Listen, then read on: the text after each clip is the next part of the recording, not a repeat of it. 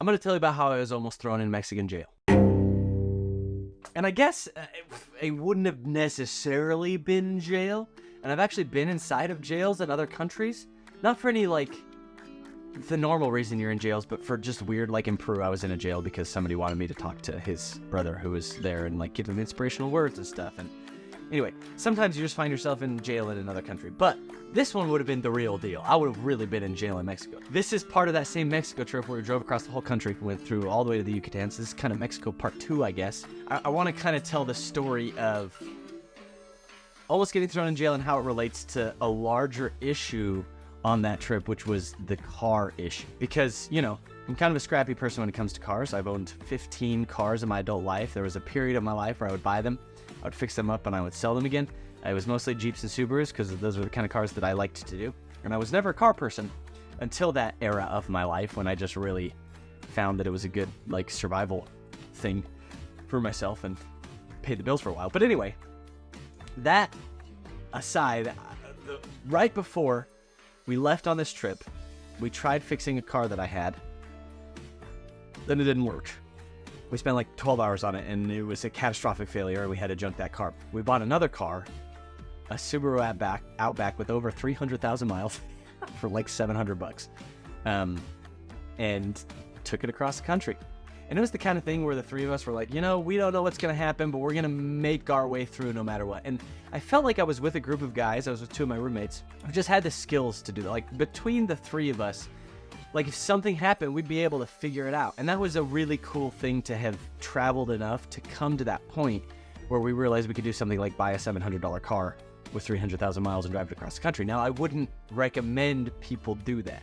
I would recommend that you plan things and that you prepare, but we felt prepared with the amount of skills that we had, and the amount of money that we could spend was not very big at all. So a $700 car was also kind of our only option as far as transportation went. We're driving this thing. We called her Blanche.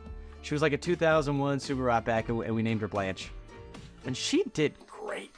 I mean, we drove her from Utah through Nebraska to Serpent Mound in Ohio because we were visiting it on the solstice, and then over to the East Coast, and then down, all the way to Texas. And that's where we rented another car to drive in Mexico because we figured it'd be safer if they were Mexican plates. We're driving Blanche, and, you know, she's old. She's still kicking. She's doing really well for the majority of the time. She doesn't have air conditioning. This was in the summer. We're just driving across the country. But New Jersey is a fine state, I'm sure, if you live there, or if you've been there a while, or if you've even visited it more than the one time I visited it.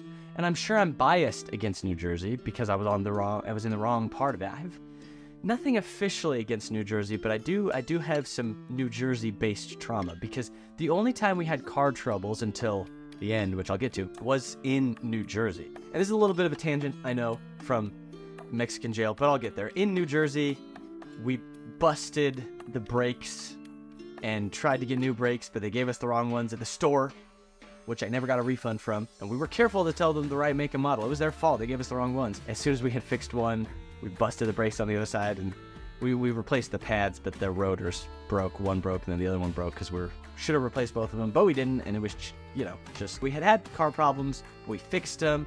We were figuring it out. So we got down to Texas, and we're getting a little overheating as we crossed the border. So we decided, okay, we're going to park the car. We're going to rent another car. We're going to go through Mexico. And we switched off. Now, before this trip, because I was a genius at the time, I was so mind-bogglingly brilliant that I decided to leave my wallet at home. Like, I would just use Apple Pay to pay for everything, and then my wallet wouldn't get stolen, but that wallet also had my driver's license in it. So I went on this entire road trip without my driver's license, hoping we don't get pulled over because I didn't have it with me, which was the stupidest thing. I still don't know how I did that. I have no idea how it made sense to be in the moment before this huge 3-week-long trip to just be like, oh, I'll leave my wallet at home. I don't know what I was thinking. So yeah, anyway, while we're driving through Mexico, which is the point of the story I wanted to get to, the speed limits were kind of crazy for some of it, and like, it was easy. I don't know. I was just probably not accustomed to them. And so, you know, we get pulled over a little bit. And the cops were really, really decent. But one time, I was driving and we got pulled over and I didn't have my license and we were in Mexico. Immediately I had to hatch this plan where, this is crazy that we got away with this. I remember I was driving, I was like filled with dread, right? Filled like my heart just dropped when I saw the lights and we're getting pulled over. I don't have my license. We're in the middle of Mexico. What's gonna happen? And again, they probably wouldn't have thrown me in prison. I led with that, I know, but who knows? I don't know. All I know is that I didn't have my license and I was like, they're gonna come, they're gonna ask me for my license and registration and everything, and I don't have my license and I'm the one that was driving. And I realized that was the moment. I was like, okay, I feel nervous. I feel this influx of just stress, but I'm like, it's time to act. The actor in me must come out. Because if there was a time for acting, if there was a time where my short career of an actor was important, it would be this moment right now, because I had to pull off something convincing, right? And like, that's sometimes you just gotta use those acting skills to get out of situations where it's like, I wasn't doing anything wrong. I was a licensed driver. I could have been driving that. I just happened to not have my license because I was an idiot. Okay? So idiocy was my crime. All right? Not driving without a license. And I knew that it would just like slow us down. And even if we had to figure out, it would just, lots and lots of stuff could happen. So it was a bad situation to be in. But anyway, we were sitting there and I was like, okay, I'm just going to play the confidence. I'm just going to go for it. I'm just going to know exactly what I'm talking about. And the guy comes up to the window and he says, license, please. And I turn to my roommate sitting right next to me in the passenger seat, and I was like, can I have my license? Name of roommate. And without breaking eye contact, he's like, of course. Reaches into his pocket, pulls out his wallet, takes out his license, and hands it to me. I say, thank you for my license. And I lift it up to the guy, and just kind of like, side profile, right? And we were scraggly, thankfully, like we hadn't shaved for days and our hair was long, so like, my picture on my license would have looked different anyway. My roommate was his hair was long and he was kind of scraggly. So, I mean, to a certain degree, all white people look alike, right? I show him the license and the guy just looks in. He looks at the license. He looks at my face. And I'm just being chill. I'm just like, yeah, of course this is my license. I'm not even worried about it. He goes, all right, move along. Slow down. And I was like,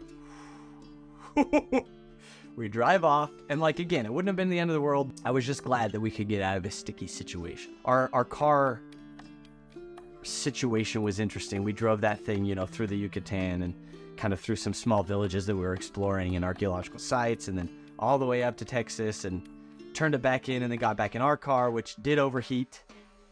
And I think I mentioned this in an episode before, overheated so bad in the desert of New Mexico that we had to wait to be towed. And anyway, eventually made it back to my parents' farm in Colorado and switched cars, and then drove a not much better car to Utah and ended our trip. So it was kind of, the car thing worked out, and one of the bearings was going out on that car, the one we drove to Utah, and at the time we got there, one of the tires was like, I still have a picture of it. It was not the greatest move, okay?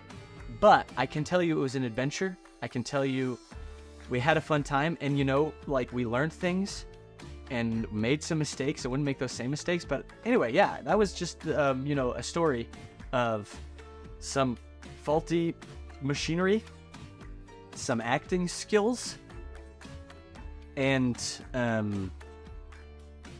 yeah, it turned out we didn't even have the money to bribe them if we needed to. So anyway, I don't know if you enjoyed that story or not, but it was a crazy adventure. Sometimes going out a little bit into the unknown isn't the worst thing that can happen to you. You take these calculated risks, and sometimes I'm just bad at math.